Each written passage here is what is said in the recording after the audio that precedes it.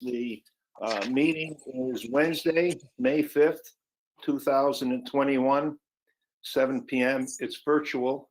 Oh, Katie, I don't see the record button.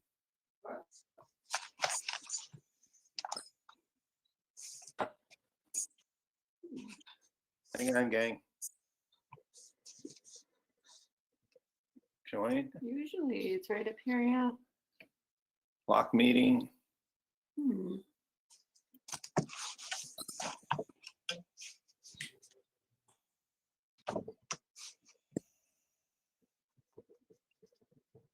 Does Kathy Burns have hers on, Jim?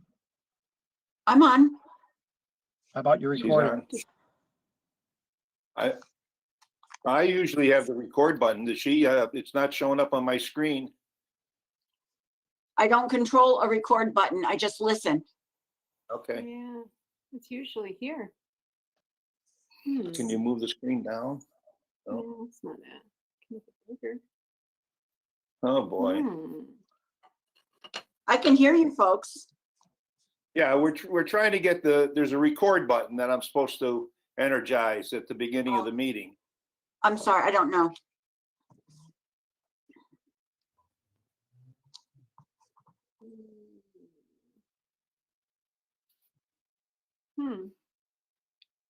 What do we do then, Aaron, if we can't record it? He's calling somebody.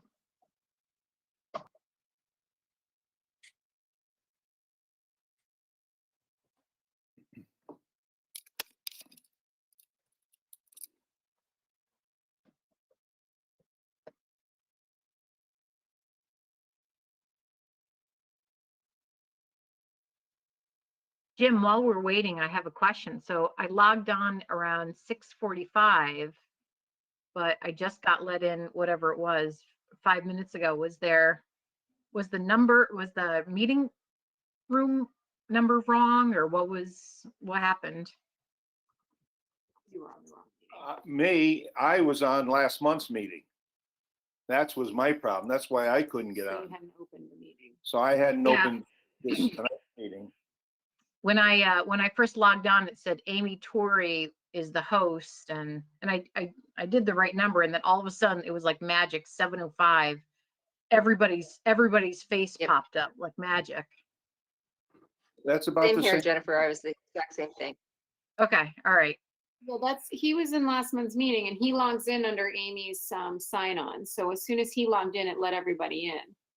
Okay. Usually right up on the top here is a record button and I Doesn't can't exist. explain why. Okay, can you hear me, Jim? It's Yes. Aaron. Okay, so I just called Amy. She says government media is logged in. You see them logged in? They're recording it, so it's not the end of the world. Okay. Okay, It's being recorded. That was her professional opinion. all right. Okay. Well, and I'm also on the YouTube stream. It's on YouTube right now, it's streaming. So I'm guessing that means it'll also be archived on YouTube. Right, Yeah. it just won't be archived on GoToMeeting, I guess, but at least we'll have it. Okay. Oh, government meeting well. Okay, that's good news. So then I don't have to repeat the opening what day it is and when the meeting is. Okay, moving on to the agenda. Can you join me for a pledge allegiance to the flag? Yeah. I pledge I allegiance. pledge allegiance to the flag of the United States of America and to the republic for which it stands, one nation, under God, indivisible, with liberty and justice for all.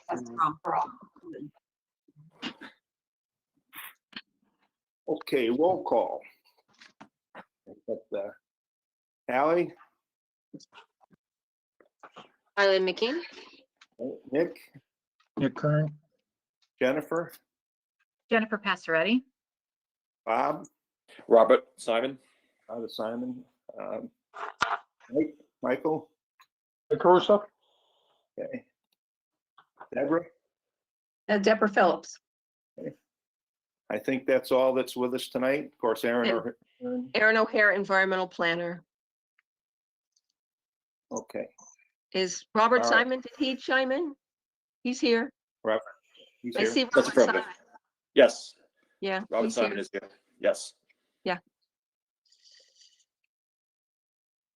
And All Nick, right. Kern- That's everybody. Do And we Nick have Kern, of everybody course. here? Nick Kern, of course. Are we all set? Where is Nick? Is Nick here? Oh, there he Yes, is. Yes. Yeah, Nick's waiting for his email, Aaron, no problem. Okay. Okay. All right, roll call. Consideration of the minutes. We're considering the minutes of the regular meeting of the April 7th meeting, the meeting of April 7th. Is there any comments regarding the minutes? Any changes or corrections?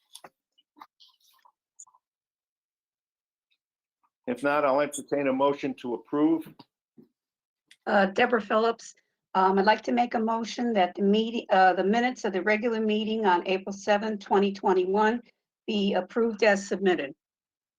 Second, Robert Simon seconds the motion. motion made and seconded. Any discussion? Call for a vote. Ally, Yes. Yes, Deborah, Yes, Robert, Yes. Jennifer? Yes. Jim, yeah. Okay. Going under old business. Application A21 3.2 11 Trumbull Drive. Aaron, you want to start this off? Yes. You may recall that a notice of violation went out on March 23rd for this property. The homeowners had done some work in their backyard and they strayed over the line into town land and into wetlands, and there were some issues. So since then, they have cooperated and worked with my office, with the water division, because there is a town water main in that vicinity, and with the other departments, and to set this right. So tonight, I did, by the way, I didn't send anything out in the packet because the homeowner just came in yesterday afternoon, late yesterday afternoon, with a new proposal. I put it on the email to all of you today. I also posted it. It's posted on the town website under this agenda, like we're supposed to post things. So maybe you recall last time they were entertaining a pipe. We've entertained different solutions. I had a meeting in the mayor's office. A lot of departments were there trying to get this resolved. Finally, it was decided they didn't want a pipe. The town doesn't want a pipe entering the town right away, entering the town land, because this is a paper street called Shoebox Road. And a pipe wouldn't be so bad today, but someday this road might be developed and then that pipe would not, it would be a problem. So what was resolved is that the proposal would be to grade the land in the back, to grade it gently, to direct the water and make a drainage flow path, directing the water gently to the southwest corner. The water can then gently flow onto town land, which is the Shoebox Road paper street, which is today has a drainage stream going down it. And that would be acceptable to all parties, the water division, the homeowners, my department. And so yesterday, the homeowner came in with that proposal written up, and I've posted it and I've reviewed it, and I've checked with water, they're fine with it. I checked with engineering, they're fine with it. Law department's fine with it. There's just a proviso, which we can make a condition of approval. I hope everyone got a chance on the commission to look at that email. I was suggesting 3 conditions of approval. You might want, I guess I should back up and say, there's 3 parts to this. There's the violation part, and they're very willing, they're going to remediate anything that was done on town property. There's the fixing the drainage problem, which is what got this homeowner in trouble in the first place, because they got too much water coming into their basement. And we're going to fix that. It's been proposed, fix that with a gentle grading. And the third issue is improvements to their backyard that they want within the upland review area. So all three of these, I'd like to deal with all three of these tonight if we could. The violation one is at the end on the, toward the end of the agenda, the violation portion of this. Okay, Aaron, so what are you asking us to do tonight? Well, you might want to hear from the homeowner. Yeah, there, she's there, Jill Colbert. First of all, I'm asking you. What are Okay. you asking us to do tonight? Okay, I'm asking you to do a few things. One is to affirm that the notice of violation remains in place. It will remain in place, just so you know, until all this is done. In a month or two, till we get it all nicely stabilized. I'd like you to approve the proposal that came in yesterday. By the way, our deadline is yesterday at 5 o'clock, so they met a deadline. I would have liked it earlier, but they met the deadline. I would like to approve for the commission to approve their proposal to grade the backyard for drainage improvement. And then I'd like you to approve the other amenities they want, which is a split rail fence, a raised garden bed, a trampoline, and a playscape. All that's fine. I have no issue with any of that. They're also going to relocate a shed. They inadvertently have a shed half on town property, half on their property. That, as soon as they do the grading with the drainage, they'll move that shed out of town land, and that'll be fine too. I'd like you to approve that with the 3 conditions of approval that were sent in the email. Did you want me to read the conditions? Yes. Okay. Here we go. Proposed amenities to be installed only after the remediation of unpermitted alteration on town land on Shoebox Road and the regrading of 11 Trumbull Drive to reroute the drainage has been satisfactorily completed and stabilized. So no playscape, none of that until everything's stabilized. All right. 2, environmental planner to be contacted in advance that the work is commencing, and she will check that erosion controls have been installed satisfactorily for the work. 3, an excavation, this is the engineering department wanted this, an excavation permit is obtained from the engineering department ASAP to allow entrance onto the town land to perform the remediation work on the town land. So that's giving permission to do this activity on town land through that excavation permit. And they, the contractor has to be licensed. There's a small bond involved, that kind of thing. That's their issue. Okay, those are your 3 conditions of approval. Yes. Okay, And then separate from that, if you could reaffirm the notice of violation. okay. And the applicant, does the applicant want to speak? Ms. Coven? Erin made it very clear, although I did notice she mentioned southwest and it was supposed to be northwest, which it shows on the paper. What's that again, please? She misspoke and said southwest instead of northwest, but it shows on the diagram correctly. So other than that, she covered everything. All right, and you're in agreement with the conditions of approval? Yes, yes. Okay. All right, commissioners, any questions? Ally?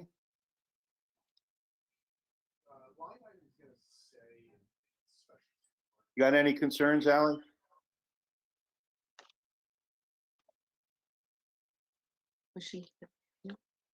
You know, Aaron, we've got a real bad connection going here tonight. Oh, Everybody's talking all chopped up. I don't know. Okay. Okay, Oh. Al, you all set? Yep. Jennifer? I'm all set. Nick? No. The only question I have, Jim, is the engineer department they're approving her to go on the town land and regrade it way it should be, Aaron? Yes, it gives them permission to go on town land. Yes. The contractor. Yes. Okay. Is that your question? Was that your question, Nick? Yeah, I wanted to make sure you checked with them, and I don't understand why it's got to be a insured contractor and why she's got to get a permit to fix what she messed up. I don't know why they can't just go back and fix it where it was and then it's a done deal. Oh, because there's a water main involved. They're kind of nervous about the water main. Oh, okay, so the water main's supposed to be 60 inches in the ground. Hopefully she's not gonna excavate to that depth, is she? Well, the law department wanted this, so I put it in there. Okay, Bob, Robert, are you, any questions, Robert? No questions, sir. Michael? Questions, All Michael? set. I'm all set. Okay. All right, Aaron, now this is a violation, and this is now an this isn't what is this permit? Is this an after the fact application? No. Yes, it is, and it's the first thing on the agenda, the first item under old business. It's an Yes. remediation permit, or just a permit. I'm trying to No, no. determine if it needs to be a significant activity or not. No, yes, if you want to deal with the application first. It's going to be done all in one shot. No, you're gonna do two different things. You're gonna do the application, which Yeah. is application, A21-3.2. Yes. And then separately, I want you to affirm that the violation remains in place. No, because you added that into the last conversation. All right, so the application is, we have to determine significant activity, Yes, you can. or do we have to, or do you want to? You can do that. Other towns don't do that, but we can do that. You seem to do it every time. We do it every time. So yes, follow tradition. I'll entertain a motion if this is a significant activity or not. Deborah Phillips, Mr. Chairman, I'd like to make a motion that application A21-3.2, 11 Trumbull Drive, Jill Coburn, be deemed not a significant activity. Is there a second? Robert Simon seconds the motion. Motion made and seconded. Any discussion? I'll call for a vote. Deborah? Yes. Robert? Yes. Ally? Yes. Nick? yes, And yes. Okay, now I'll entertain a motion to approve or deny this application. Deborah Phillips, Mr. Chairman, I'd like to make a motion that application A21-3.2, 11 Trumbull Drive, Jill Coburn, be approved with the conditions of approval discussed tonight, the 3 conditions of approval. Okay, is there a motion made? Is there a second? Robert Simon seconds the motion. Motion made and seconded. Any other discussion? yeah, I'm gonna have Aaron do wetlands plaques on this application. Okay, I'm sorry, Nick, go ahead and say that again. I'm gonna have Aaron do wetland plaques on this application. Wetland plaques, very good. That's not a problem. Any other discussion? Okay, call for a vote. Deborah, Yes. Robert, Yes. Jennifer, Yes. Michael? Yes. Yes. Okay, motion passed. Okay, now we're gonna move right over to the violation. Aaron wants it on the record that the violation is still in effect until after this work is done and stabilized. So that requires a motion, Aaron? Yes. Yes. Motion. So will somebody make a motion, please? Yeah, Deborah Phillips. I'd like to make a motion that the notice of violation in 11 Trumbull Drive remain in effect. Is there a second? Robert Simon seconds the motion.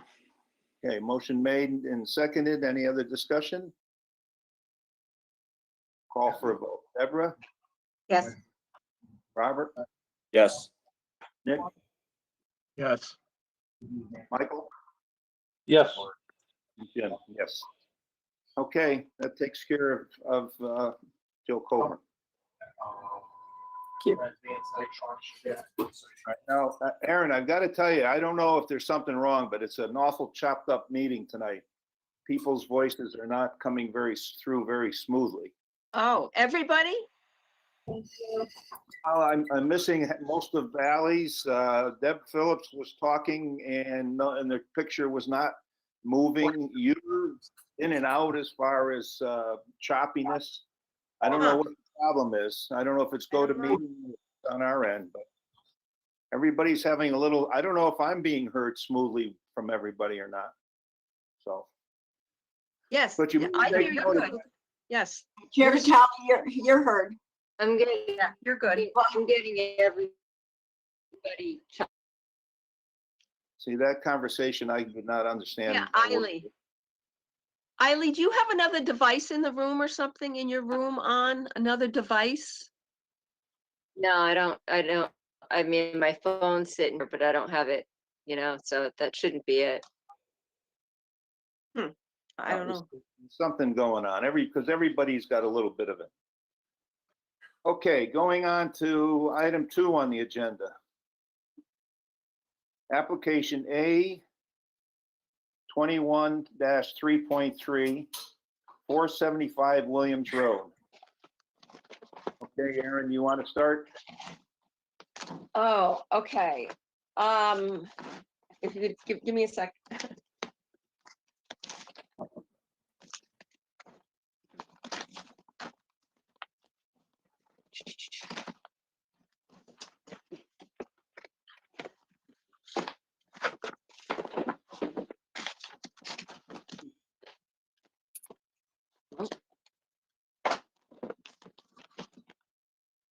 Excuse me, Jim, can you hear me? Yeah, is that you, George? Yes, I can see you. Carson. Okay. Close though. Okay, I lost the whole screen a few minutes ago and just got back. But you see, right now, I heard you, but your picture froze. Oh. The tail of smoke is just circling above your head. No, your picture froze. Okay. This application was received at the last meeting. And it was delivered in the packet in April, delivered in your April 1st packet. So you got it April 1st. Then since then, I've been on the phone with the owner. I went out to the site with the owner present. I've been talking to Dave Carson, who's the project engineer. And what they'd like to do is to put in an in-ground pool behind their house. The issue is it's in a floodplain. So because it's within the 100-year floodplain, they're going to have to provide compensatory flood storage on another part of the property. That's really a planning and zoning thing, but the reason we're involved in that is that it's in the upland review area. So that brought them in under this commission. And there's a history on this property. Some of the commissioners that have been on the commission for quite a while have been out to this property. The new commissioners have not. There was a big violation in 2009. That was a previous property owner. That actually was the tenant, Mr. Pires, had done a lot of manipulation of the property, pushed wetlands back, filled the edges. It's always about the edges. Every time there's a new owner, there seems to be encroachment further into the swamp. This is a very wet property. It's 11.6 acres and most of it is wet. Let's see. Of that, the engineer provided information. Of the 11.6 acres, 8.6 acres are wetlands. There's 3 acres of non-wetlands, but of those 3 acres, 2 acres of that is the upland review area. Anything proposed in upland review area comes under the jurisdiction of this commission. So that's why they're here tonight. A year ago, I got a complaint from a neighbor. There's heavy equipment out there. I went out there. The new owner, who is Mr. Cavallero, and his wife Sandy, they're here tonight. They're the applicant and the new owner of this property. They've owned the property for like 7 years. So a year ago, they took it upon themselves, they undertook a project to improve their lawn, to smooth it out and install sod. Well, that's great, but the only problem is they needed a permit to do that. So I had met with him earlier, a year before that, and I explained the history on this project, this property, the filling history, and it's complicated. It is complicated. Anyway, so that work was given an after the fact. He applied, he was directed to apply after the fact, and he was given administrative approval only because he wasn't into the wetlands. If he had gone into the wetlands, then you can't do administrative approval for that. So anyway, so that was a year ago.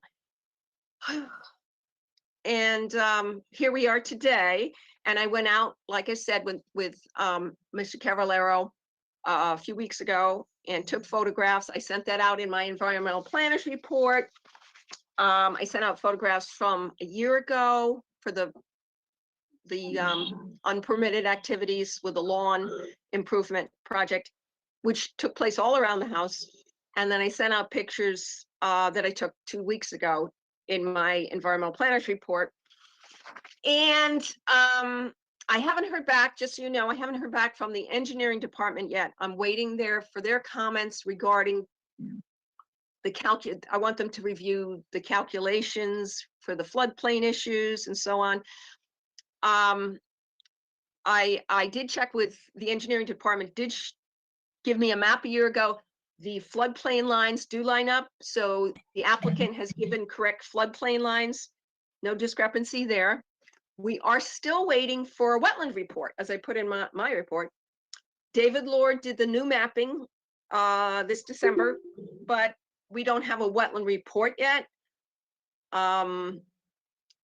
We need that wetland report because he did flag it. I mean, I went out there, he did tie flags all over the place, but we require a wetland report that talks about the flags, that talks about what he found, where he found filling, what kind of soils are there, how have conditions changed, that kind of thing.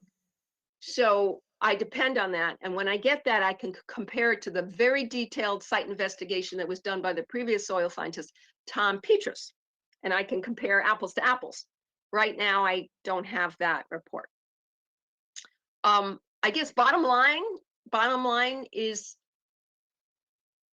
this pool is awfully close to the wetlands. It's not just a pool, it's a surround, it's a pool in a 6-foot, they call it a pool surround or patio surround around the pool with a low wall on one side. On the low wetland side, there's a little wall proposed.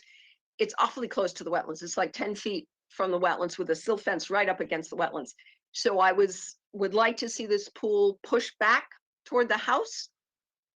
And maybe since I said that, maybe they've looked at that. I don't know. Maybe that can be done. That's about, I've kind of summed it up. Thank you. Okay, commissioners, any questions at this point? Debbie? No, I don't think so. Ally?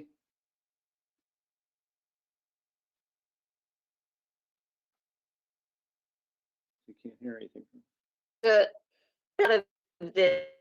This property is right, 8 out of the 11 acres. Ally, every other word came out Hear me? on mine.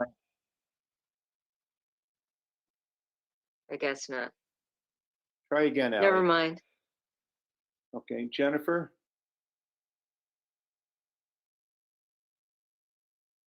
I'm all Thank- set. All right, Robert? Aaron, you mentioned about pushing it back. How far back did you want to push the pool?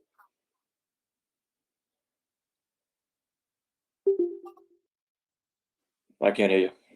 Put your mic on, Aaron. There you go. Yeah.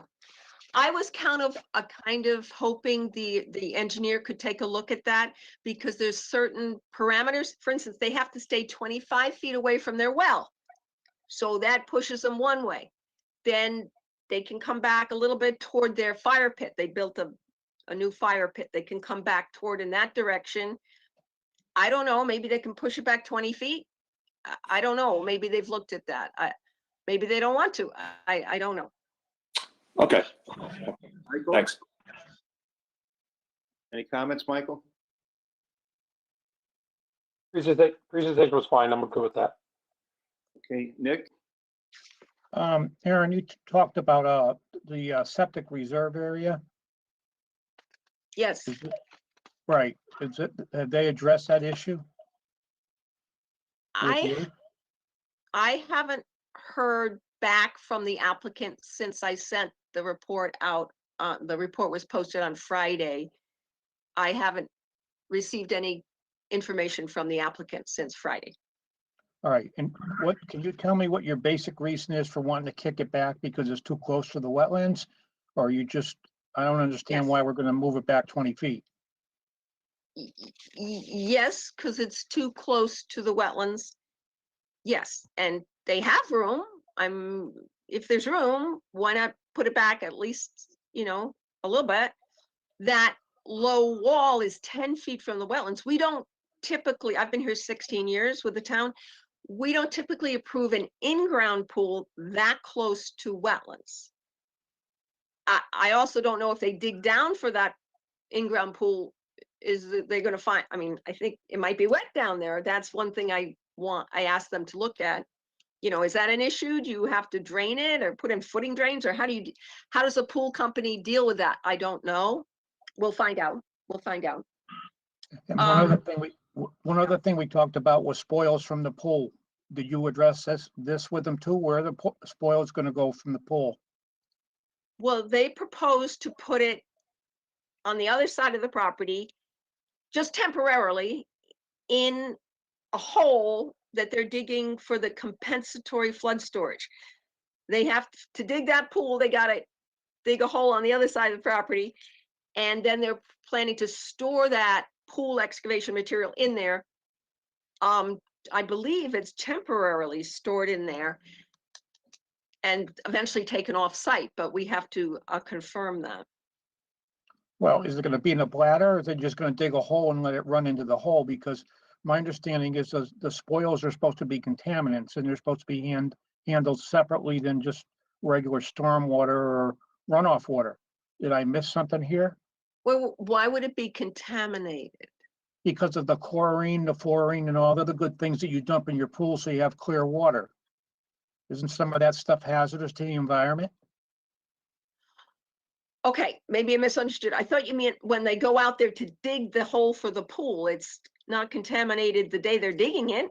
Wait a minute. Nick, I think, is talking about water, the spoils of the water from. Oh, the water, the discharge. Right, you're talking about solid spoils from digging the hole. Right, Nick, am I correct? No, Jim, I'm talking about after the pool is in place, they're gonna be keeping the pool crystal clear so that they can swim in it. Yeah, And you've got, yeah. No, You're talking about. that's what I'm talking about, after construction. During construction, that's great, Aaron. They're just gonna take the groundwater and pump it over there. Hopefully they can get the pool in the ground fast enough so that the groundwater doesn't overcome their project. But I'm more concerned about when they clean the pool, where is the materials after they clean the pool gonna go? That's something I requested that information in my report. They haven't submitted that yet. Okay, All set, Nick? yeah, thank you, Jim. Okay, Mr. Cavallaro, any comments? Name Jim, if and I may, address for the record, please. Jim, if I may, address the commission, Who are you? David Carson.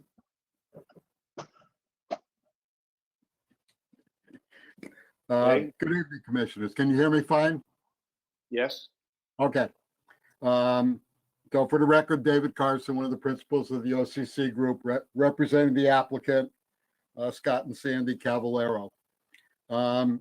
As Aaron has mentioned, certainly there are some members on the commission that are quite familiar with this site.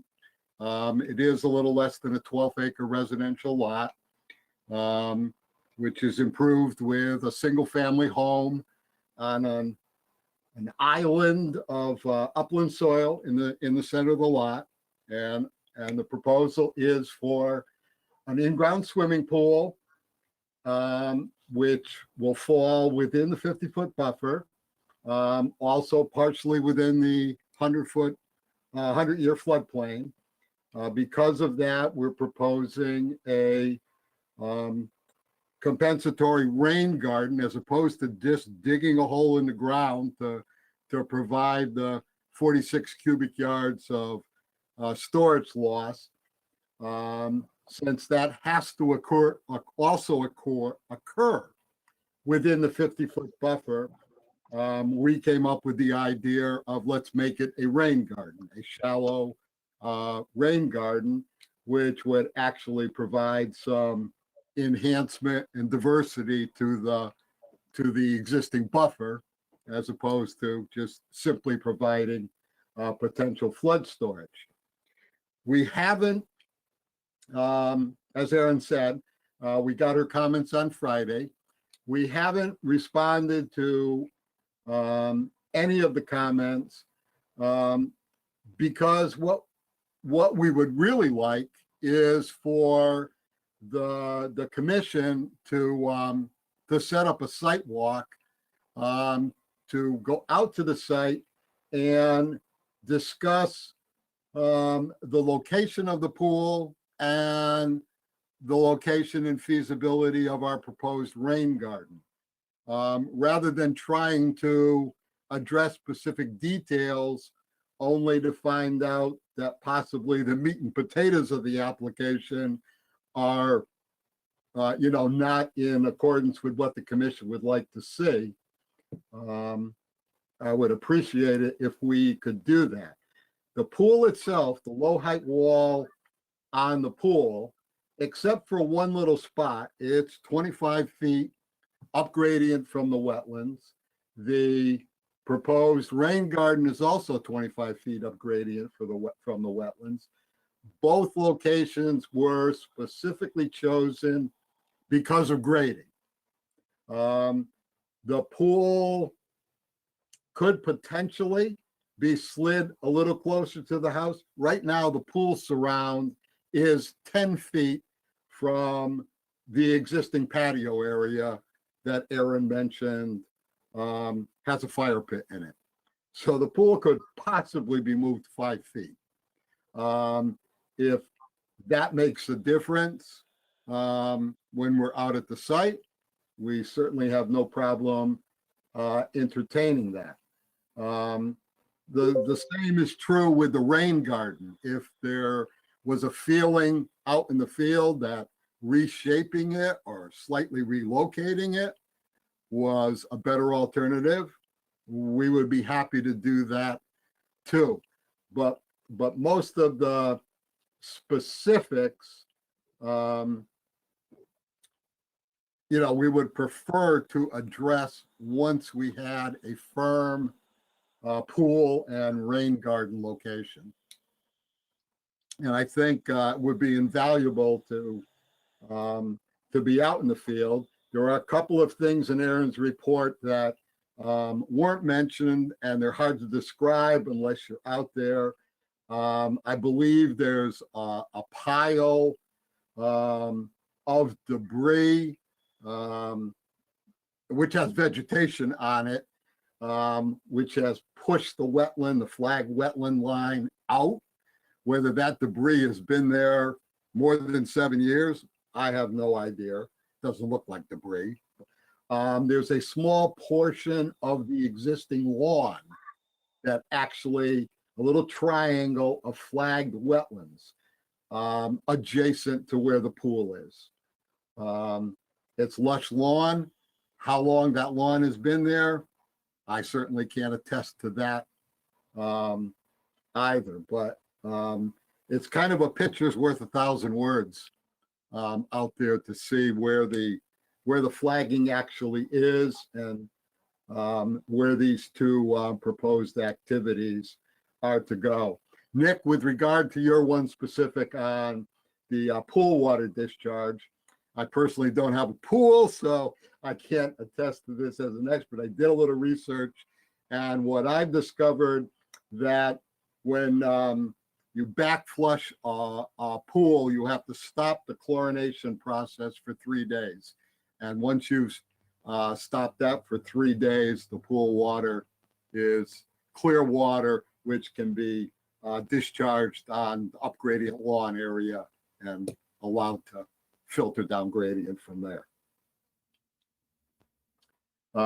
With regard to back to the rain garden area, again, it's positioned so that there is sufficient room for a septic system reserve area between where the septic system is now. And unfortunately, it's shown on our plan from best available information. There is no concrete data on the exact location of that septic system, only the septic tank.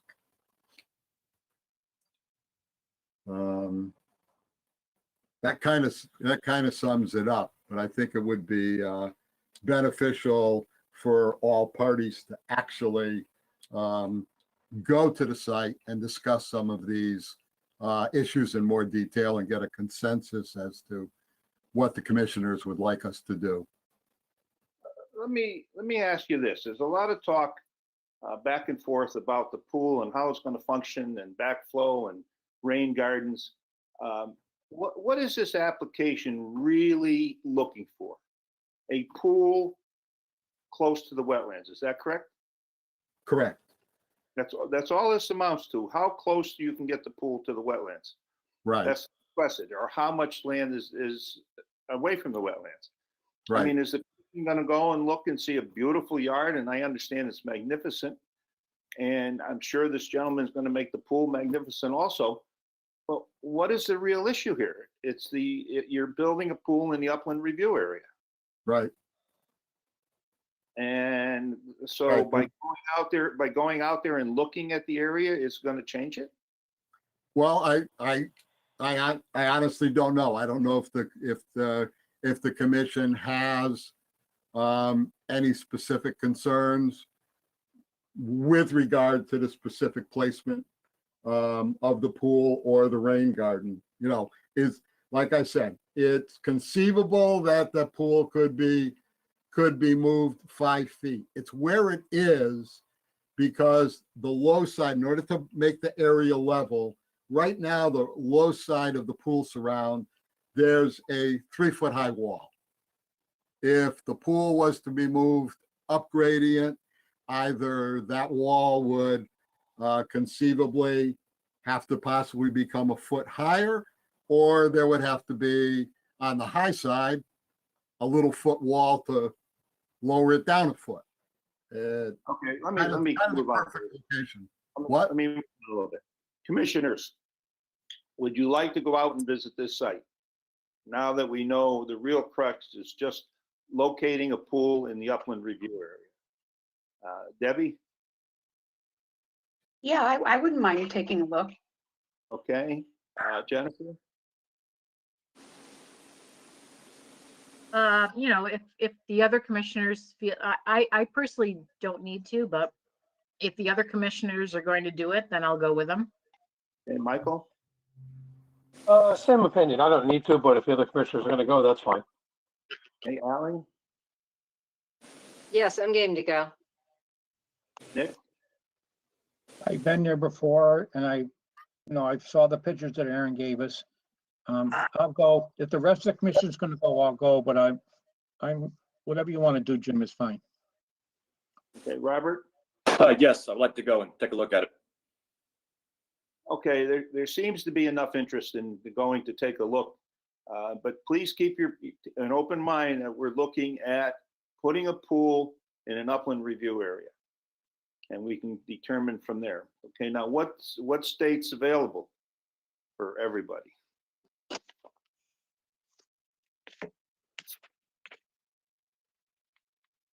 Let's see, calendar, do we want to make it 5 o'clock? Tuesday, next week, Monday, Tuesday, or Wednesday? Who was speaking? I lost track of her Ally. speaking.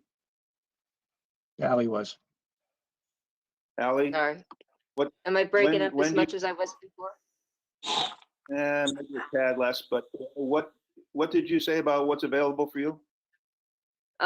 This weekend or Monday, Tuesday, or Wednesday of next week? Is 5 o'clock a good time for everybody? Yes. 5:30? Which would you like, 5 or 5:30? Doesn't It is matter. fine, Monday, Tuesday.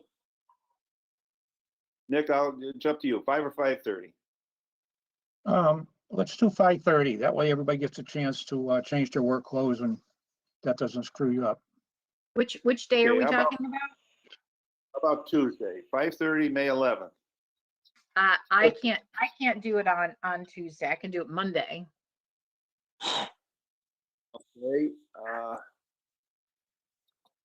All right, I think Monday is okay. How about Wednesday? Wednesday was the other day, the 12th. I could do the We'll 12th. make it Monday. You can do the 12th? I could do the 12th. Everybody okay with the 12th? Yeah, I'll be working. Don't hold it up for me. Will you be working Monday? Monday I'm off. We'll make it Monday. What's that? The Monday, the 10th? Jim, can we have the can we have the applicant or Mr. Carter go out there and put some lime or something down where the pool is exactly going to sit so we can get a vision of where the pool's going to sit? And by kicking it back, how much we're going to gain?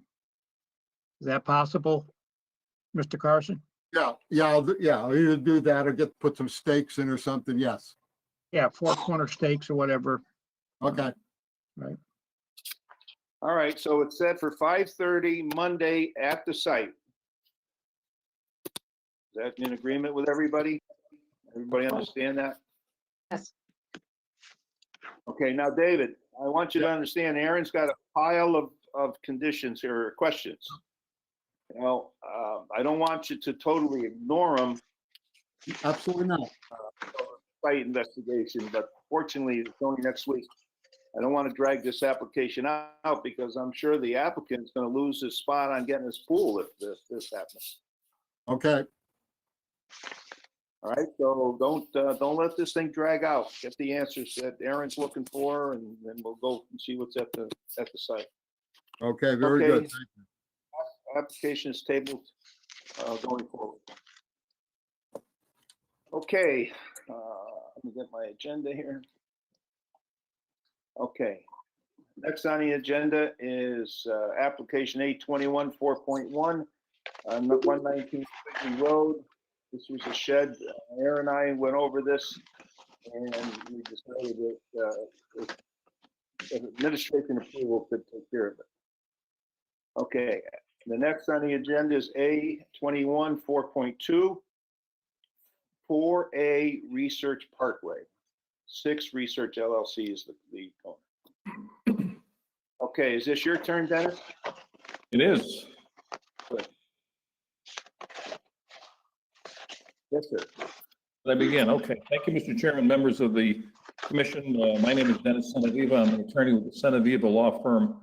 And I represent the owner and applicant.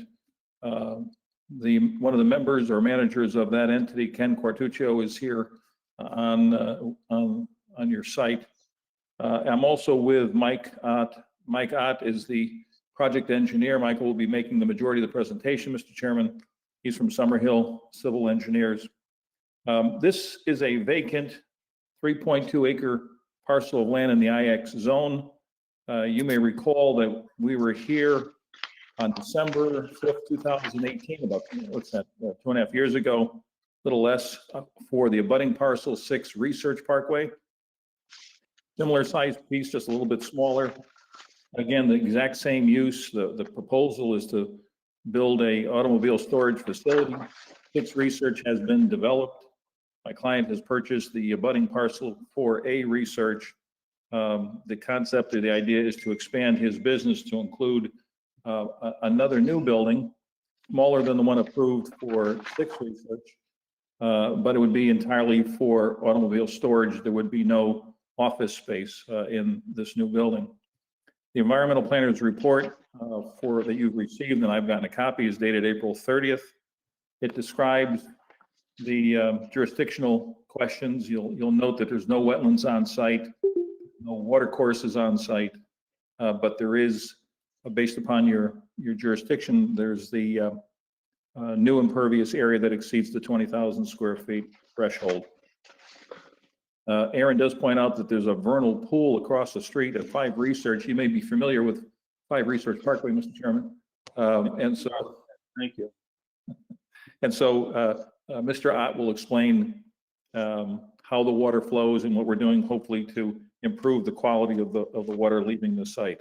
So again, the reason we're here is because of that jurisdictional issue on the amount of impervious area. There are no wetlands on the site. You may remember, because it was kind of an interesting parcel 6 research, that it's in the watershed protection area, and there was this whole issue about being able to construct the sand filter, and how difficult it was because of the geometry of the site. And Mike will go through that, but I believe that we've addressed the issues that have been raised by water and sewer, although we're waiting for an updated report from them. But I did want to give you sort of the background and let you know that this is just an expansion of 6 Research. There is no separate curb cut, but of course it's its own separate parcel. Today we would be merging it upon approval from Wetlands and approval from P&Z. So Michael Ott, if you want to take over and just explain to the chairman and the members of the commission the design of your plan. Yes, thank you. Thank you, Dennis. For the record, I'm Mike Ott. I'm a licensed professional engineer and land surveyor with Summerhill Civil Engineers in Madison, Connecticut. May I share my screen, Mr. Chairman? Yes, please.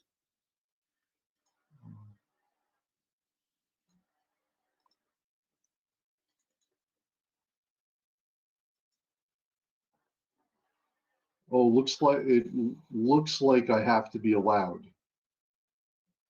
No. Okay. I have no idea how to do that. So I get a message that says you must be made a presenter. Yes, and I don't have. I'm short on. Oh, here we go. I found it. Okay. Under the 3 buttons. Make Michael a presenter. Okay. How about that? Is that a little better? Okay, yeah, I think that's going to work. Thank you. Thank you for being patient. Yeah. Bear with me 1 second, and I'll try to get the right screen up.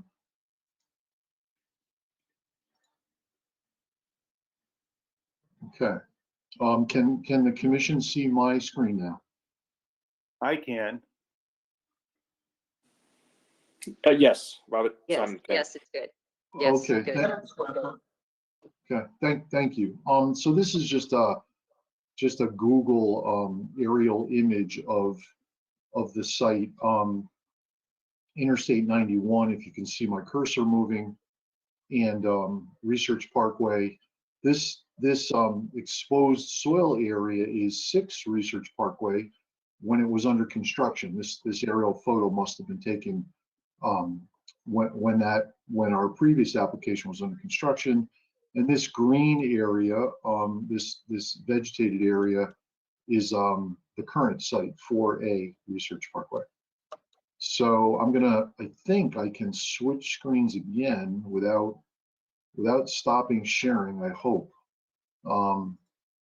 Did you see the change in the aerial image? Yes. So this is an ortho photograph, 2016, before construction on 6 Research Parkway started, which is here. And our site is here. And the reason I brought this up, Interstate 91 on the very left of the screen and Research Parkway in the center. The reason I brought this up was to show you the area, and Aaron, please correct me if I'm incorrect, but I believe that the application for 5 Research Parkway identified a vernal pool within this large wetland complex in this area that I'm circling with my cursor. Does that make sense, Aaron?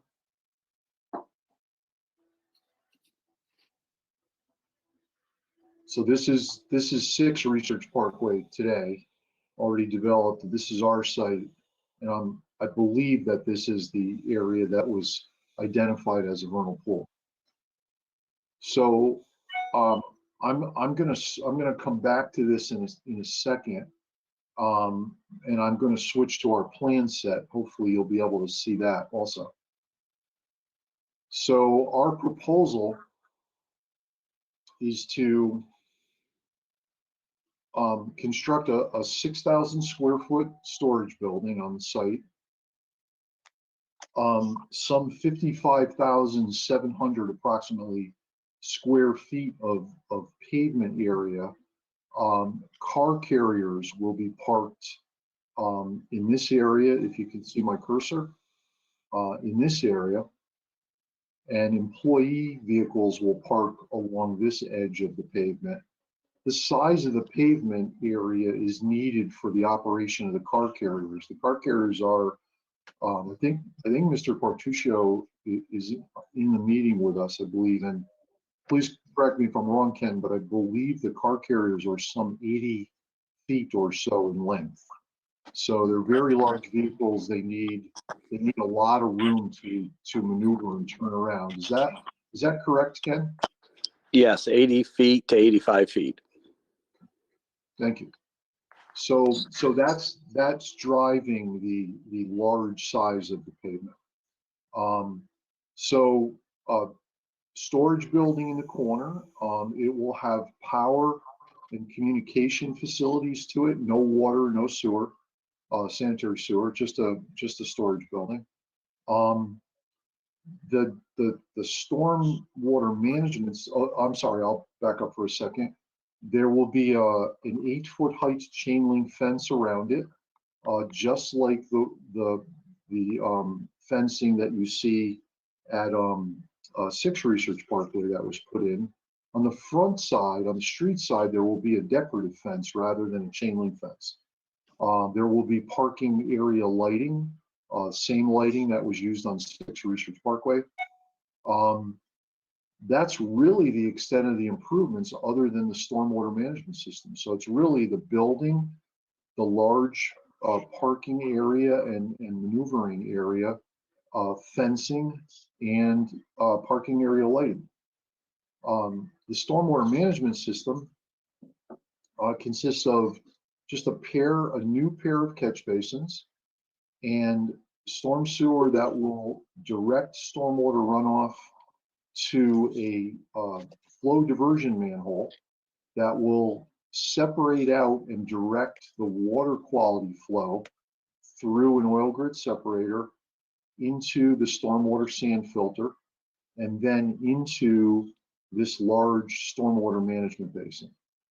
That arrangement, as you know, I'm sure, that arrangement of flow diversion manhole structure, oil grit separator, and stormwater sand filter is a requirement of the water department because, as Attorney Senaviva explains, we are in the watershed protection overlay zoning district. Higher rates of flow above the water quality flow will be at this diversion manhole will be directed away from the oil grit separator and the sand filter and directly into the stormwater management basin.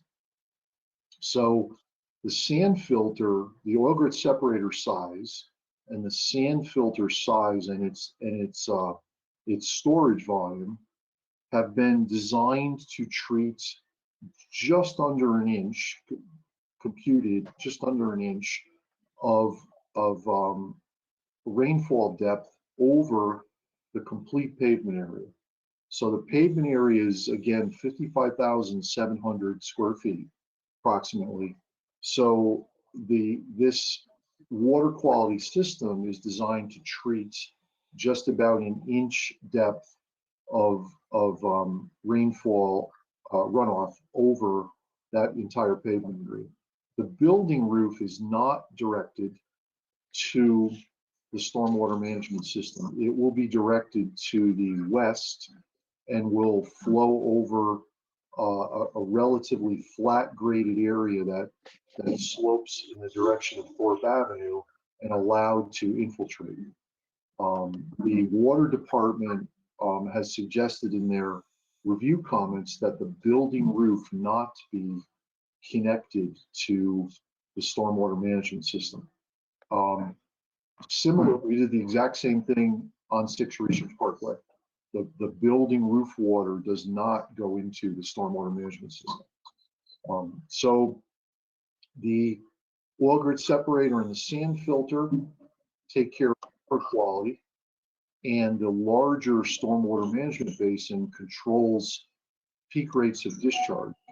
So this stormwater management basin has been designed to attenuate or reduce the peak rates of discharge equal to or less than the peak rates of discharge in the existing condition. In the existing condition, as you know, the site is undeveloped. The drainage area to the analysis point, which I'll show you in a second, is relatively small. And in the developed condition, of course, we're constructing a lot of pavement and we're increasing the drainage area. So we have quite an increase in peak rates of discharge. That's why the stormwater management basin is so large. So the discharge point, hopefully you can, oh, I apologize, I didn't mean to do that. The discharge point is right at the southeast corner of the property. So all stormwater runoff will be directed through the water quality system, the stormwater management basin, will be discharged at the southeast corner of the property. And here's where I'm going to go back to the aerial photographs to show you the flow path of the water. So 1 second. Please stop me if you have any questions along the way. So our discharge point, the southeast corner of the property, is right about here. Maybe I hope you can see my cursor. Actually, let me draw a red circle. It might be easier for you to see. So our discharge point is there at the southeast corner of the property.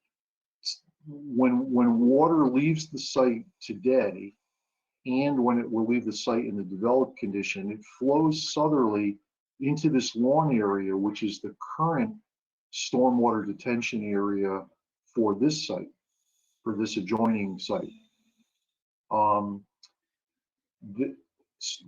stormwater will enter their detention area and flow through their system into the Research Parkway roadway storm drainage system at this pair of catch basins. I hope you can see those two dark areas. If I zoom in a little, it might be easier for you to see. So the stormwater from this detention system goes through this pair of catch basins in a very large diameter pipe and discharges to the wetland on the east side of Research Parkway. So I will zoom back out. And that's why I wanted to show you this particular photograph, so that you could see the flow path of the water. Erin had asked the question in her memo whether our storm drainage discharge point, the red circle, is within 50 feet of the wetland across the street, and it is not. If we take a measurement on our plans from our discharge point to the easterly edge of pavement of Research Parkway, it's some 70 feet or so. So our stormwater discharge is not within 50 feet of the wetland on the east side of Research Parkway. From my field investigation, it appears that once stormwater enters the Research Parkway storm drainage system, it currently today discharges between 50 and 75 feet from the area on Erin's sketch that appears to have been identified as a vernal pool. So stormwater runoff from this site, at least this developed site, as well as the Research Parkway pavement, is discharged today to that location. We will discharge to the same location. Our runoff, however, will be treated for water quality in accordance with the water department's requirements. And the peak discharges will be reduced to equal to or below the existing condition limits of discharge. That's it in a nutshell. I hope that was clear. And I'd be glad to answer any questions that might help and make it clear. Okay, let's see. Commissioners, you got any questions? Deborah, No, I don't think so. Michael, No questions. Nick? I have two questions.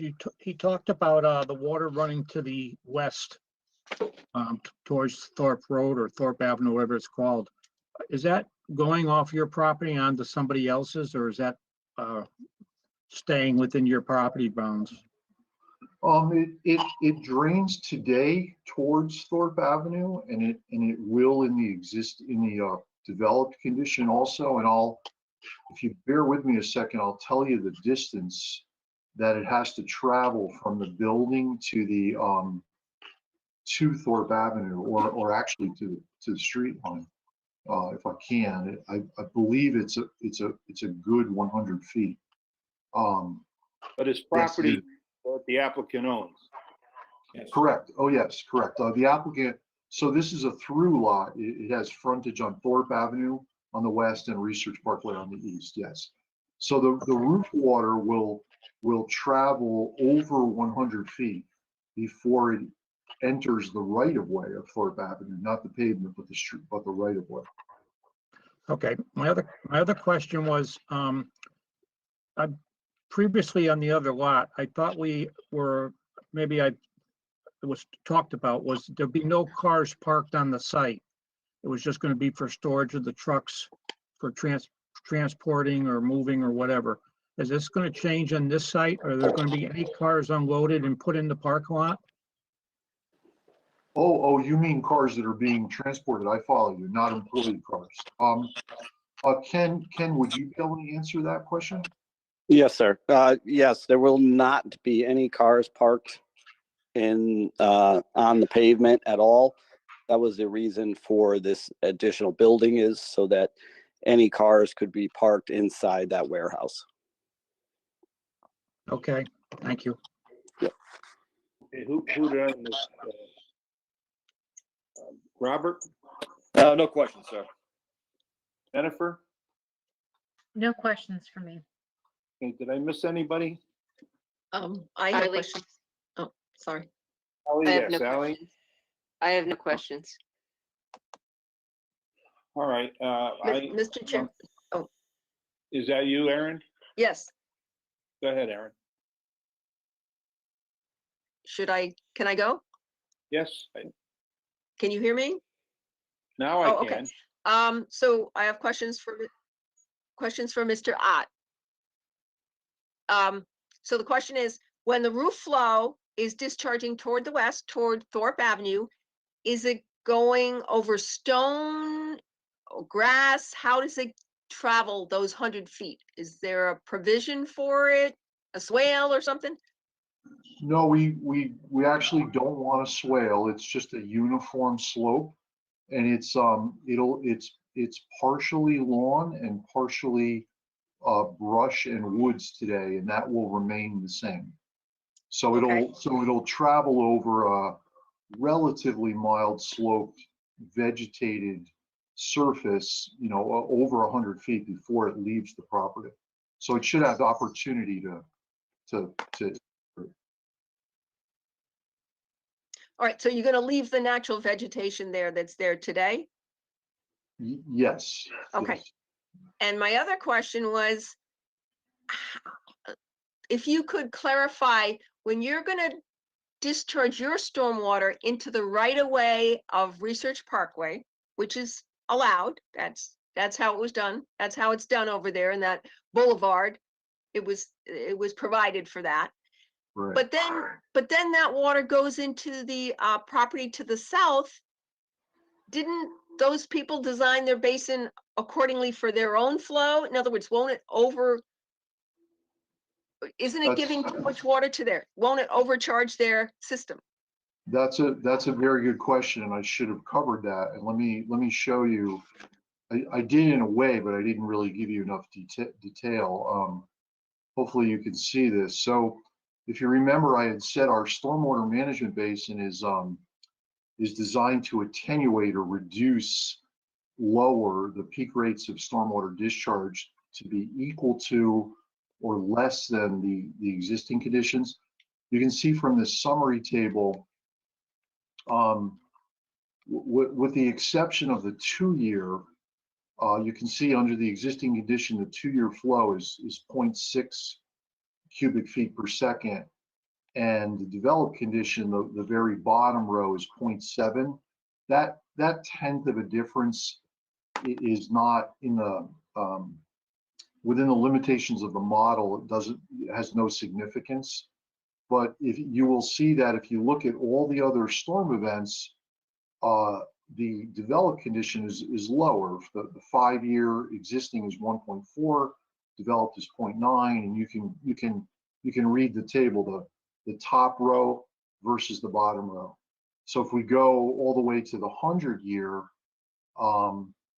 you'll see that the existing condition peak discharge rate is 4.7. In the developed condition, after we construct all the pavement, it would be 12.6. But because it goes through our stormwater management basin and the outlet control structure chokes down the rate of discharge and provides a large temporary storage reservoir, when it leaves, it discharges at a rate of 1.5, significantly lower, as you can see, than the existing condition flow. So that's how we know that we won't affect or overtax the neighboring property's stormwater system. If we didn't do that, that's a good question, Aaron. If we did not do this, we potentially could overtax their system. So to be clear, Mike, you're saying that today, when it rains, a certain portion of that rainwater from 4A Research Parkway travels into the Research Parkway right away and travels to the south today? Yes. And I'll show you, let me show you one more thing, if I could. This is the existing condition drainage area map. So the analysis point is this blue circle at the bottom. This is the southeast corner of the property. This blue dashed line is the area today of our site that drains to that southeast corner and then ultimately to the neighboring property stormwater detention system. In the developed condition, that drainage area gets much larger, shown in red. It gets same analysis point, that red circle at the southeast corner, but the drainage area that contributes stormwater runoff has gotten much larger. And not only has it gotten larger, as you know, we've paved some of it and put a building on some of it, and that's why this large stormwater detention basin, to reduce those peak discharges back down to the existing condition. All right, thank you. I don't have those yet. You haven't submitted those yet, so we would like to see those drainage pattern maps. Will do. I apologize, Aaron. I think, as you know, I submitted them to the town engineer and to the water department, but not to you. I apologize. Okay, Aaron, you have requested quite an extensive list of items from the applicant. Is that true? Yes, but they came in Friday with the revised plan. At this point, I haven't reviewed it yet, so I don't know how many of these things are taken care of in that revised plan, but I do know they owe me stormwater calculations, stormwater narrative, stormwater management maintenance plan. At least those things I need. I don't know the new impact, the impervious figure. Maybe Mike can tell us what that is today. Yes. So I can tell you, oh, I'm sorry, go ahead. No, you go ahead. What was her question again? I think Erin asked what the total impervious surface area is. Yes. So it's, between the pavement and the building, it is, 61,740 square feet. The, Okay. 6,000 of that is the building. Okay, so I think this application is going to be tabled until next month when you get her the rest of the details that she's looking for. And I have one comment that it was interesting, your blue line and your red line, which is the drainage split. Are we starving the western side of the property with water with starving it from getting water? Because you're shifting it over to the eastern side of the property? So That's good look at. Good question. So the building roof, as you know, will still go to the west. That's a small part of the project. It is, and there's another piece of the stormwater management system that I forgot to describe to you. I'm sure the commission is familiar with the Connecticut DEP Stormwater Quality Manual. A hydrologic design criteria in that manual is the groundwater recharge volume. The basic idea is to try to recharge during rainfall events that happen on an annual basis throughout the year, a certain volume of water to replenish the groundwater. And we have accomplished that, and it's in our calculations by setting the outlet of this outlet control structure 6 inches above the bottom of this basin. And that 6 inches, we calculated, actually exceeds the required groundwater recharge volume in the stormwater quality manual. So that's how we've also attempted to introduce water back into the ground. Similarly, the sand filter will discharge some water to the ground as it travels through the sand filter. It doesn't all get collected. So between the two and between the building roof, that's how we've tried to replenish groundwater on the site. Good, that's good. Okay, then we'll table this till next meeting, and hopefully we'll get all Aaron's questions answered by then.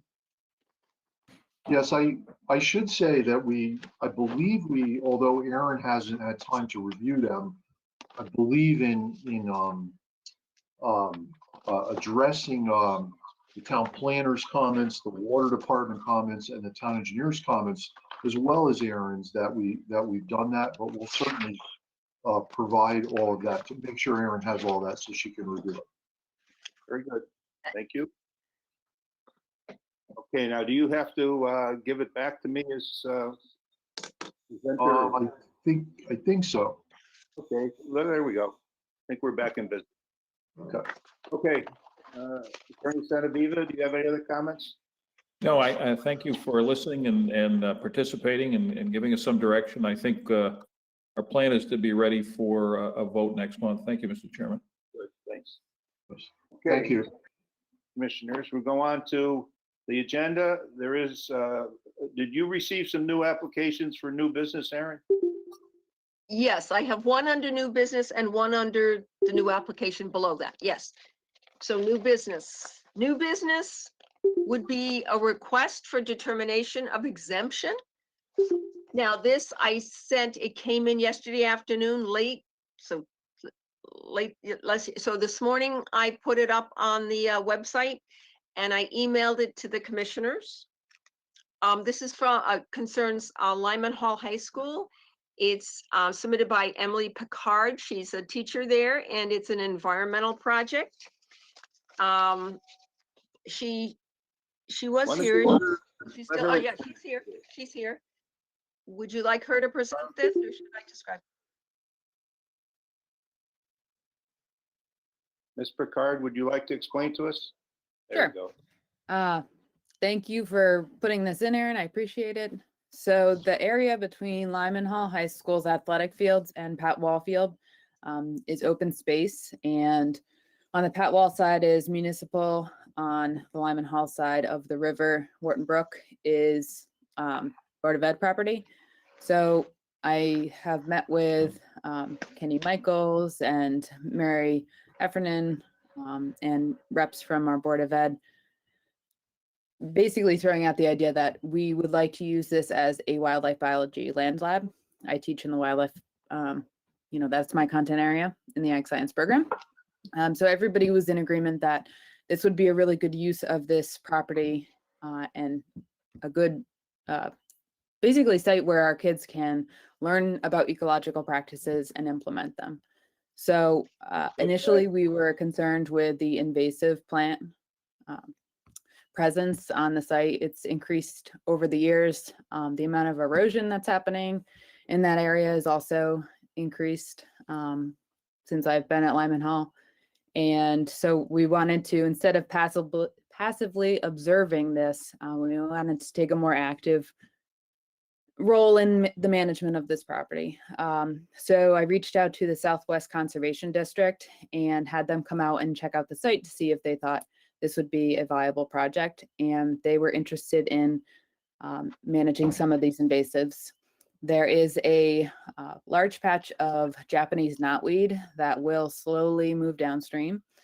So the plan would be to cover that with a tarp initially to stop growth, and then ultimately replant that area with native riparian plants.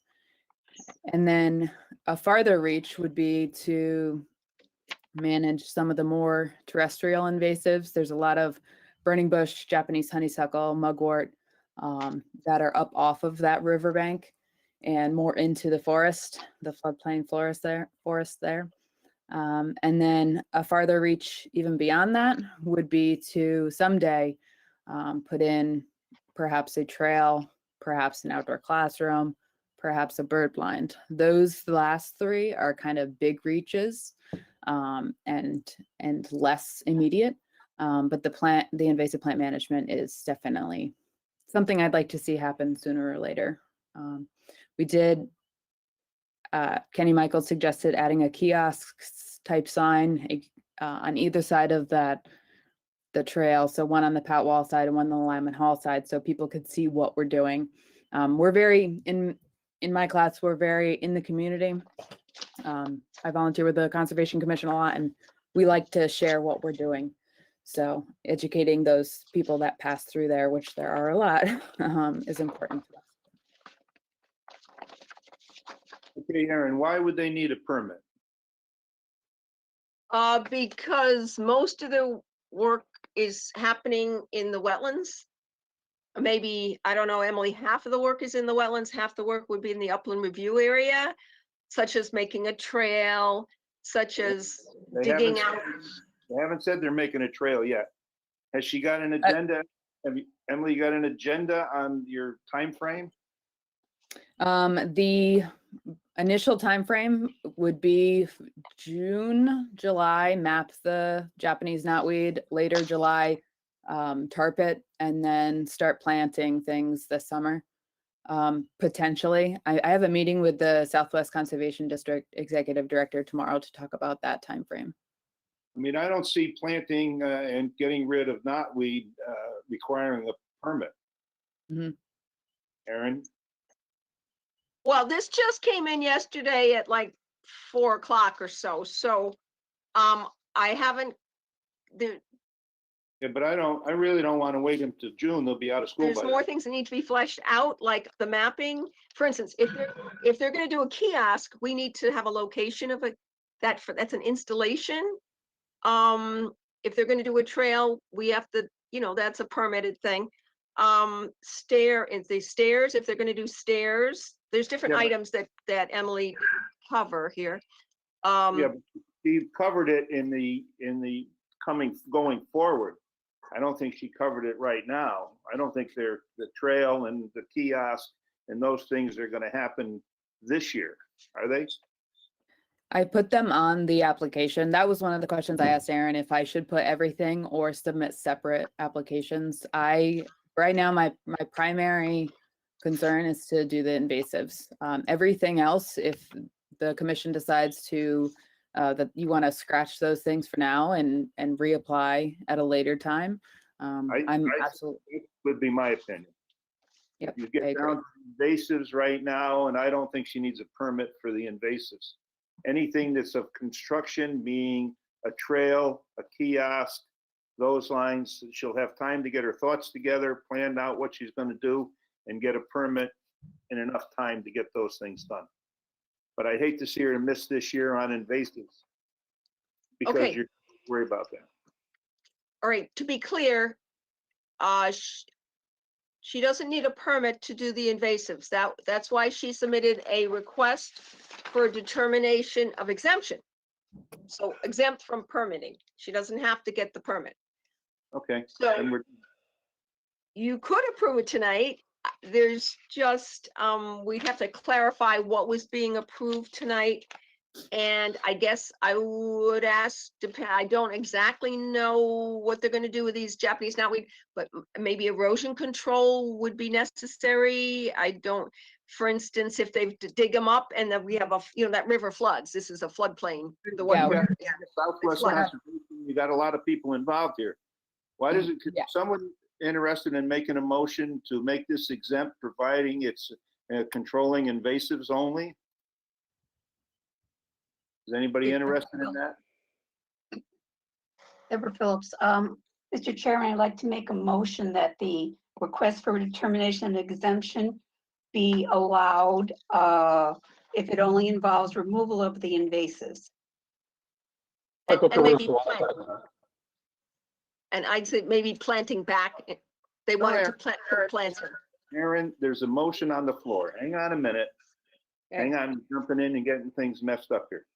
Okay, Debbie, you've made a motion regarding invasive species. Correct. Was there a second to the motion? Robert Simon seconds the motion. Okay, I missed, who seconded the motion? Robert? Robert Simon. Robert? Yes. Okay, there's a motion made and seconded. Now do we, is there any discussion? Go ahead, Aaron. If this is going to move forward, I would suggest also folding in there the planting of native plants back in the spot, if they're going to do that. That would be also, they don't need a permit for that. They could do that. Well, I They think the wanted to. important thing here, we can add that to the motion. But I think the important thing here is to get started with this project. Do you agree, Ms. Picard? Yes. Okay, and anything, you're going to be in contact with Erin. If you're volunteering on the Conservation Commission, you see her probably more in a month than we do. So I'm not serving on the commission. However, I volunteer with the commissioners. That's right. I understand that. But you can have these discussions and you know what the Conservation Commission is all about. So if there's a question about whether we're going to build a trail, you can reach Erin and say, no, that part requires a permit. This exemption deals with the invasive species and replanting, planting plants to replace the invasives. It's kind of a broad thing, but it comes down to just a management property. Yeah. Any other discussions? Ally? You okay? I didn't know if you Yeah, were. I'm good. Hey, I'm glad it came before us though, because it sounds interesting. yes, I agree. I thought they were going to do it over closer to the area between the greenhouse and the budding property. They've certainly got May plenty I of ask area. something? Mr. Chairman? May I ask something? Go ahead, recording Kat. secretary here. So far, the motion by Ms. Phillips is that the request for determination of exemption be approved if it only involves removal of the invasive species. Is the commission going to amend that motion, Ms. Phillips or anyone? Yes, we're going to amend it. Go ahead, Debbie, amend that motion to include planting. Okay, I'd like to amend the motion so that it would include replacement with native plants. Okay, and the same second goes along with it? That is correct. Okay, Mr. Simon, seconder, okay. all right, we're down to the motion. Any other discussion? No. Call for a vote. Debbie? I'm sorry. Yes. I'm losing. Debbie's yes. Robert? Yes. Nick? Yes.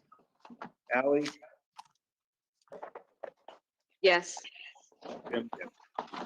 Okay, Pardon me. Oh, Mr. Vitale, you're the fifth one? yes. All right, 5 votes in affirmative, okay. Chairman, I All right. want to make a comment, if I could. Go ahead, Nick. This is great that she's doing this, and I think it's long overdue. I'm just concerned down the road, some type of a maintenance program or how it's going to be managed after you open that area up and make it what you want to do as far as with the environment to keep the after the games and after the fact, people that wander around there, they're going to trash the place, or who's going to pick up the debris that might end up over there. I know there's a problem. I've been there a few times, so something to look down the road is some type of a program. Maybe, I'm not saying the kids have to do it, but what do you think about what you're going to do after this is developed and it's going to be used for education? So can I respond to that? If you may.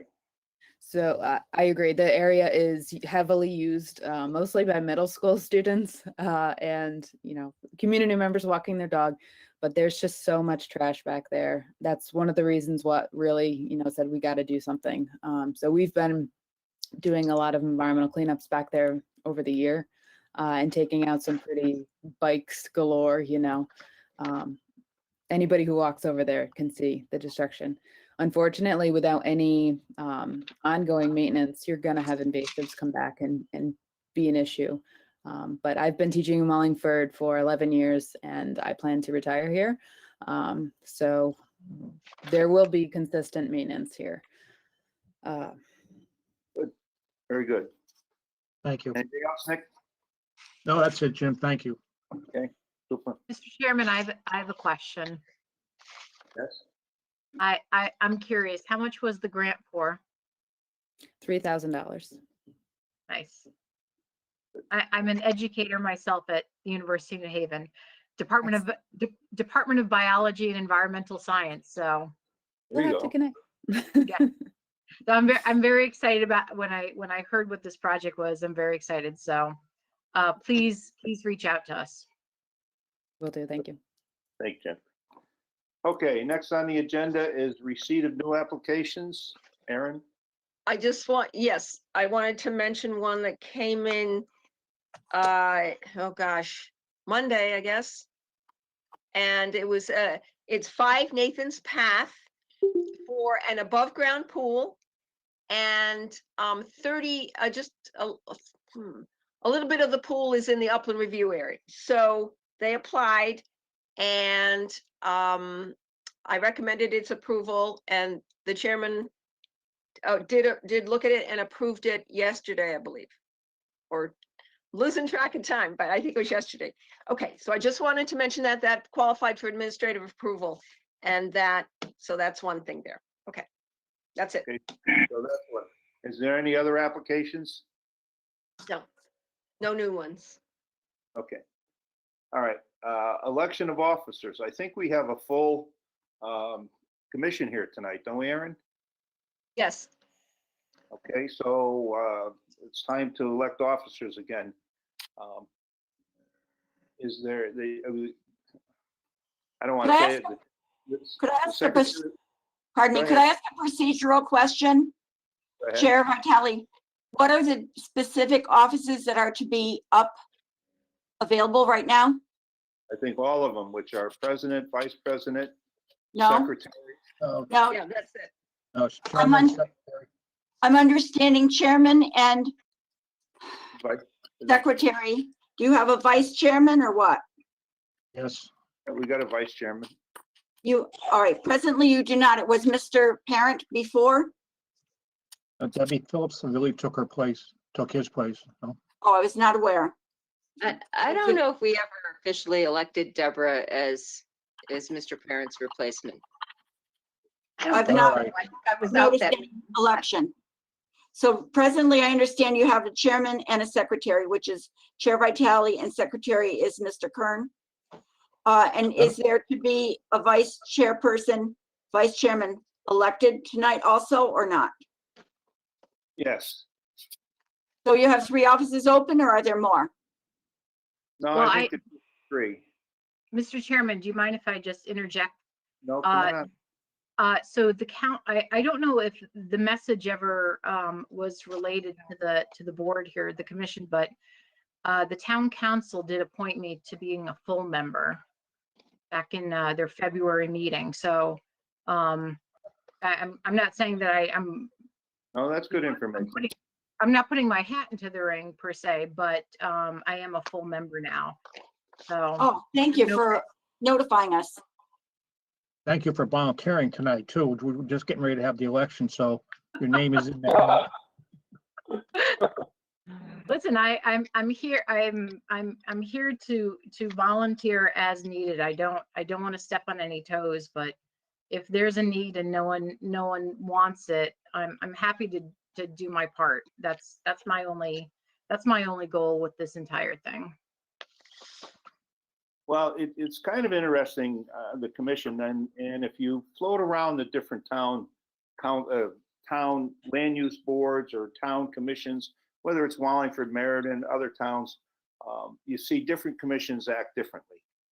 We have kind of settled in where Dave Parent used to make all the motions and Deb Phillips just took over that job, and then seconds have drifted in. And I thought that always was interesting. It helps move the application along, and I don't try to shun everybody from speaking. I think it's a good thing, regardless alternate or full member, that you get your views out, that you're able to talk.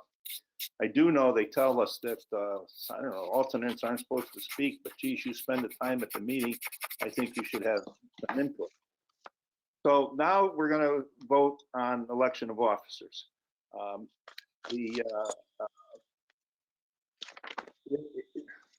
If someone wants to make a motion for the different officers, I'll accept motions are open at this time. Nominations for officers at this time. Ally wants to say something, right, Ally? Turn on your speaker. Ally? Eileen. Ally? Oh, You know, she's she doesn't. Either that or She she's froze? waiting. I think she froze again. Yeah. I think the dog ate her cord, so she can't. Yeah, but she can turn on the mic anyway. We're open for nominations for officers. All right, I'm going to start it, Mr. Chairman. I'll make a motion for Vitale for president. Motion made for president. Chair. by Chair. Mark. Chairman. Chair. Chairman, I'm sorry, Chairman. And that was for Vitale. Yes. Okay. Is there any other? Okay, motion? sorry about that. Okay. I didn't really need to say anything, but my screen froze, so I was flailing about trying to see what I was doing.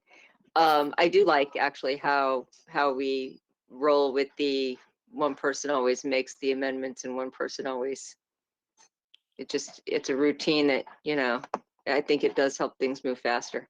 So can we make nominations? Can I make a nomination, or am I not allowed because I'm an alternate? No, that's a good question, but I feel you can make nominations. Now, Michael has already made a nomination for chairman. Okay. Okay, so if you're open, nominations are still open for chairman. Oh, okay. No, I would nominate Jim Vitale for chairman.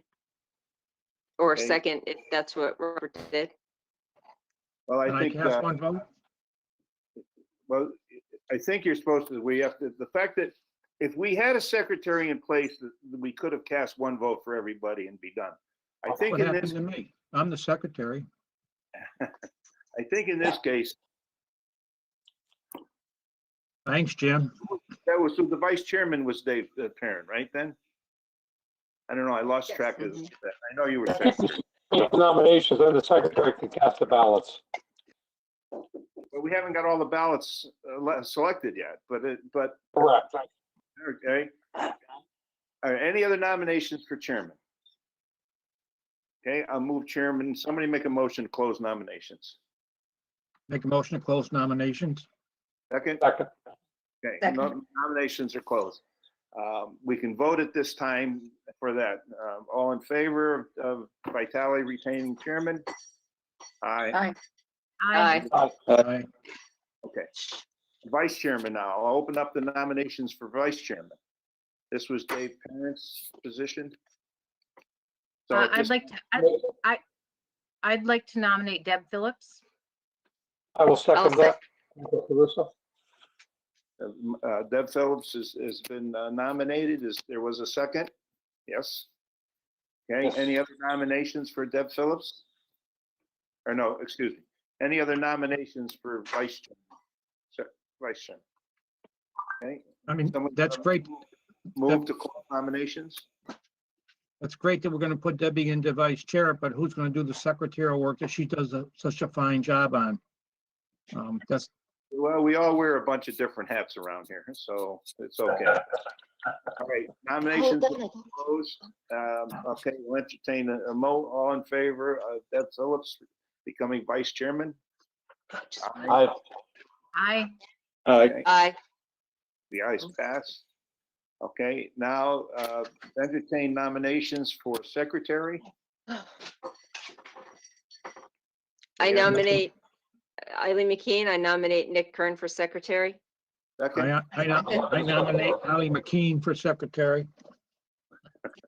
Oh, not- wait a minute. I second. Hold on, I'm in the middle of something.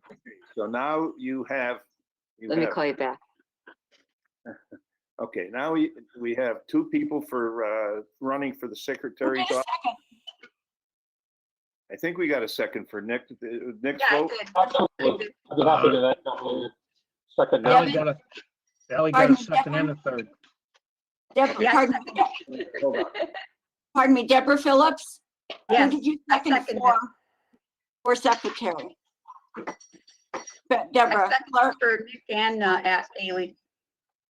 I'm not hearing you. Please repeat. What was that? Deborah, could you repeat? Yes, I seconded Nick and Eileen. Oh, There you go. Michael Okay, Caruso, seconded Nick also.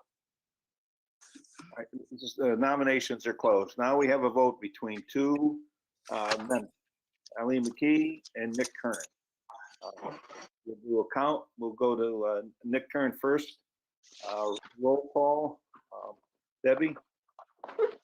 Nick, Well, let me see. Well, I need a count for how many are voting for Nick. Are you in? Are you, Debbie, are you in for Nick? yes, I'm in. Jennifer, yes. Ally, yes, that's 3. Michael? Yes, Nick.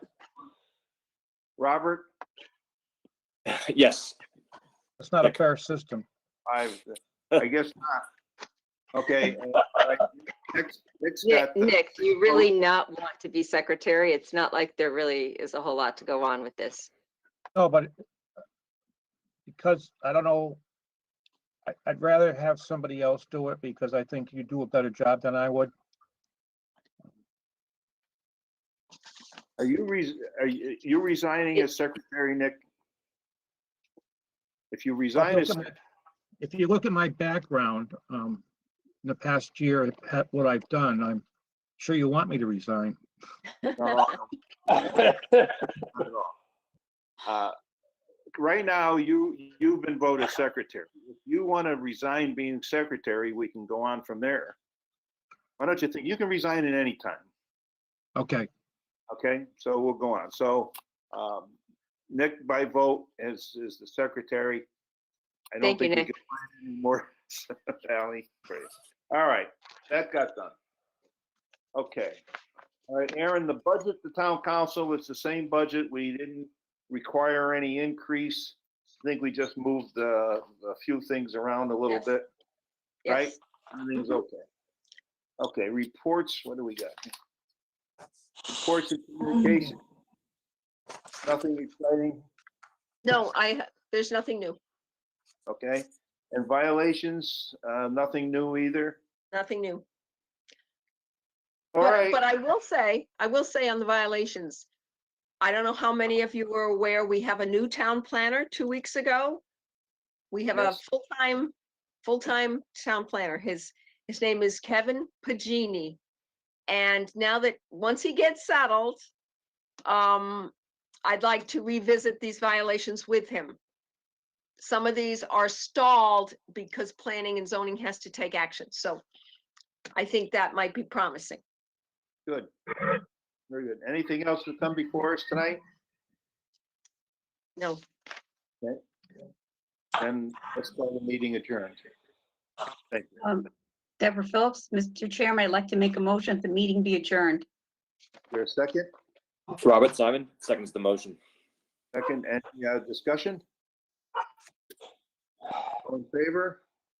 Aye. I, Opposed? Very good. Jim, are you still with Madam Secretary tonight? What's that? You're still secretary? No, I say, are you with Madam Secretary, your secretary? No. She went home a long time ago. Oh, okay.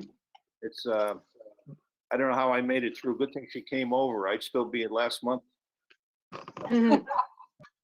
I still don't know what happened to the record.